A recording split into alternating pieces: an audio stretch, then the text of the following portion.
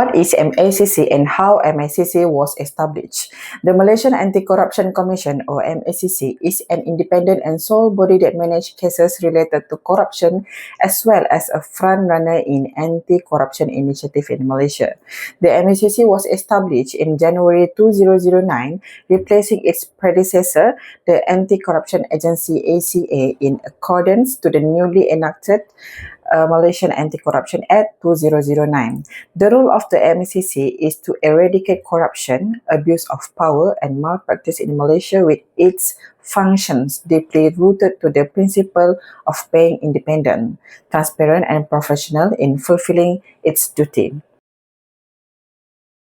Corruption is the act of giving or receiving of any gratification or reward in the form of cash or in a kind of high value for performing a task in relation to his or her job description. An example, a contractor rewards a gift in the form of an expensive watch to a government official for awarding a project to a company belonging to the contractor, or a contractor gives a public official money or a gift to ensure their project is approved quickly or to overlook some irregularities. A government official uses their position to enrich themselves or their family member by siphoning of public funds. Types of offences of corruption according to the Malaysian Anti-Corruption Act 2009 or MACC Act 2009. There are four main offences stipulated in the MACC Act 2009 Act 694, which are as follows. Number 1, soliciting or receiving gratification or bribe, Section 16 and 17A, MACC Act 2009.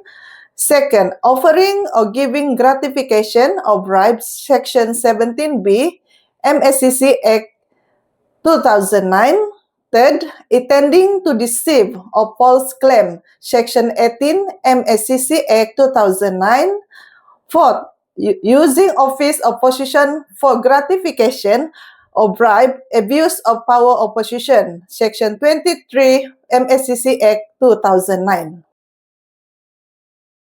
The general penalty for any corruption-related offences is maximum 20 years imprisonment, a minimum fine of Rm 10,000 or 5 times the value of the bribe, whichever is higher. For example, if A receives a bribe amounting to Rm 5,000, therefore, the penalty will be imprisonment and a fine of Rm 25,000 or Rm 5,000 times 5. Another example, if B receives a bribe amounting of Rm 1,000, therefore, B will be sentenced to an imprisonment term and fine Rm 10,000. The minimum fine takes precedence as the penalty charge on the value of the bribe amounts to less than Rm 10,000 or Rm 1,000 times 5, which is Rm 5,000. What are the offences of requesting or receiving gratification? Section 16 and 17A MACC Act 2009. Any person or agent either soliciting or receiving any form of gratification, or also known as bribe, as an inducement for performing or not performing a task. Example, in the case Baharuddin bin Ahmad, YDP of Kangar Municipal Council, was accused of soliciting and receiving a bribe from a contractor of a housing development project spanning approximately 10 acres in Padang Besar, Perlis. In return, he promised to approve as well as ensure a smooth running of the project. The bribe received from the contractor was in the form of 30,000 ringgit Malaysia in cash, 30,000 ringgit Malaysia in check, and a Mizuno golf set worth 2,500 ringgit Malaysia. The courts handed down a sentence of 4 years imprisonment and a fine of 1.925 million ringgit Malaysia. What is the offense of offering and giving bribe? Any person or agent either offering or giving any form of gratification as an inducement for performing or not performing a task in relation to the official duty of a civil service officer. Another example, at Cebu, a case of a contractor was sentenced to 8 months imprisonment and fined 25,000 ringgit Malaysia for giving a bribe of 1,500 ringgit Malaysia to one Sandum Hitam, a forestry management officer. The bribe was to expedite the application process for the permit to enter coup.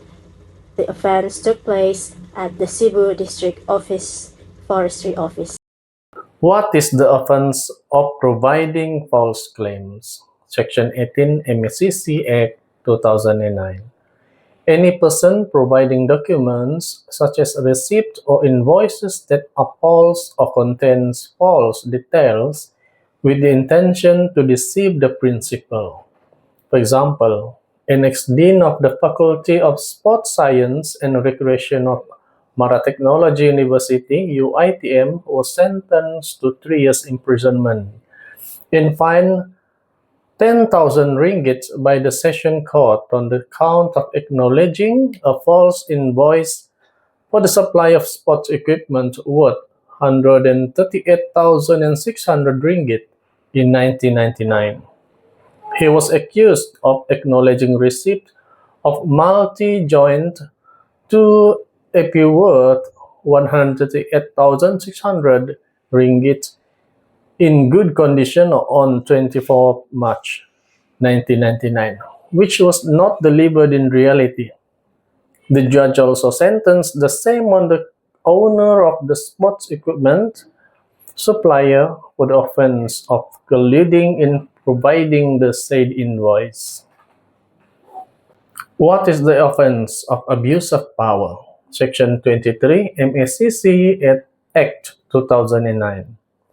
The abuse of power takes place when a person who is a member of a public or government body uses his position or the office in making a decision or taking action for the benefit of himself, his relative, or associate. Is bribery only in the form of monetary cash? No.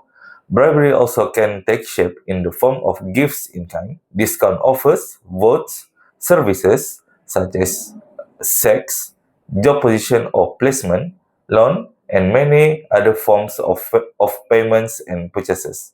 For example, free vacation offered to public official in exchange for awarding a public contract, a gift for an inspector to overlook safety violation or environmental regulations. If the tender selection process requires the declaration of any person of a selecting committee who has a direct or indirect interest in the project or is linked to any tender, is required to declare his interest or link and to exclude himself from the selection.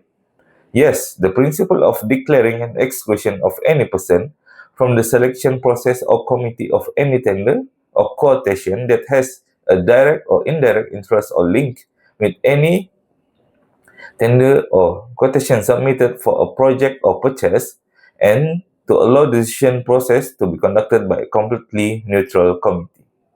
What is the main cause of a public servant, a service officer, accept a bribe? Is it about low income or otherwise? Okay, the main reason public service accept offer a bribe is just not about a low income, but number one is about the greed. Individual may be motivated by desire for wealth and luxury, leading them to seek a personal gain through a corrupt means. Number two, lack of accountability, where there are inadequate mechanism to hold individual account for their action. It can create an environment where the corruption can thrive. Number three, weak institution. Ineffective government institution, including law enforcement and judiciary, can susceptibility to corruption and hinder effect to combat it. Number four, culture norms. In some societies, certain form of a corruption may be accepted or normalized, making it easier for individuals to engage in such a practice.